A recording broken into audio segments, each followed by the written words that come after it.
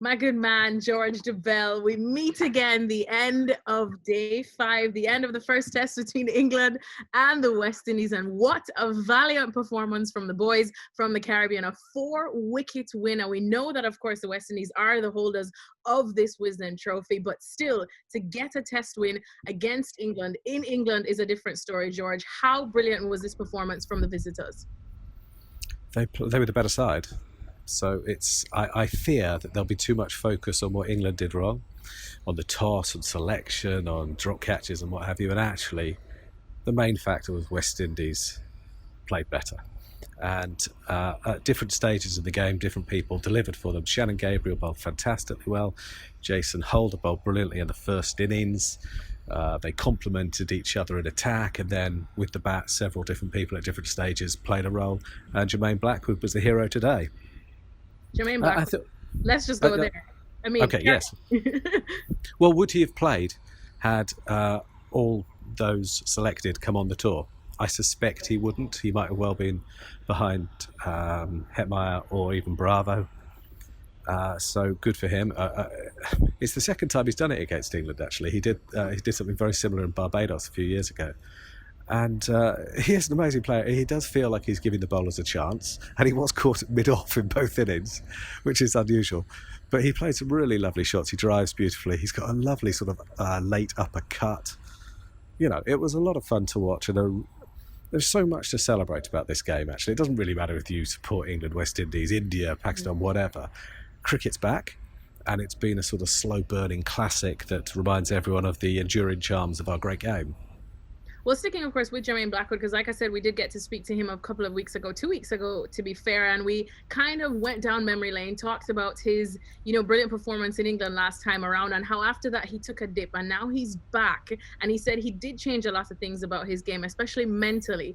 Did you see any of that today that could suggest that maybe this is a completely new and improved Jermaine Blackwood, and these performances can continue?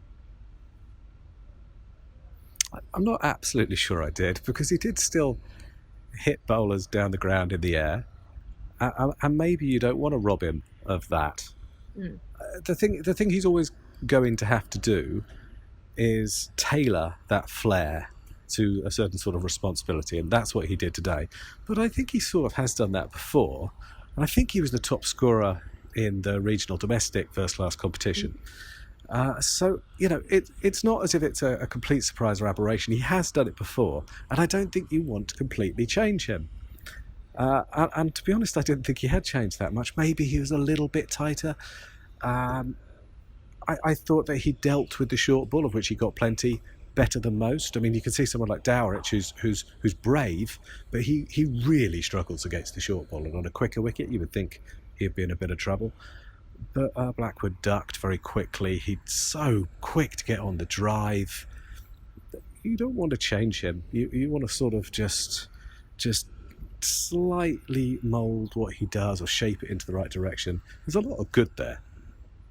And then now, of course, we've spoken at length about Jason Holder's captaincy and how brilliant it was. It was very evident in this test. But let's talk about Ben Stokes, his opposite number, because of course a lot of eyes were on him in the absence of Joe Root, and people are quick to criticize, I find. But what did you like that he did, and probably one or two things that you may have wanted to see him do differently? No, I thought he was almost faultless. I know other people will disagree. I mean, it's so typical that he was the one bowling at the end. He was the one who took the responsibility when all the other bowlers looked tired, when the pitch looked flat. I thought that he will get criticism for the toss, and it's true that the pitch probably didn't deteriorate as much as he would have hoped. But it's a fourth-day pitch, isn't it, really? Not a fifth-day pitch. And I think England's main problem is they didn't score enough runs in the first innings in particular. You don't win many tests if you choose to bat first and bowl out for 204. He was England's top scorer with the bat in the game. He took the most wickets for England in their first innings. I thought all his field placings and bowling changes were reasonable. England missed chances and West Indies played well. I've got no criticism of Ben Stokes at all, actually. And one thing, on this last day pitch, it was pretty slow out there. I think there's every chance that Stuart Broad, brilliant cricketer though he has been, would have been innocuous on that surface. And I think there's an awful lot of wishful thinking when people talk about absent players. I think he might have been really useful in the first innings when there was a bit more movement there. But actually England bowled when the sun had come out, when the pitch had started to ease. And I'll say again, as I said to you earlier in the game, I think he's taken one 5-wicket haul in his last 28 tests in England. Just got to be careful not to look for sort of these knee-jerk solutions, because I'm not sure it's ever that simple. And remember, Blackwood was dropped. He was dropped down the leg side by Buttler on 20. That was probably the key one.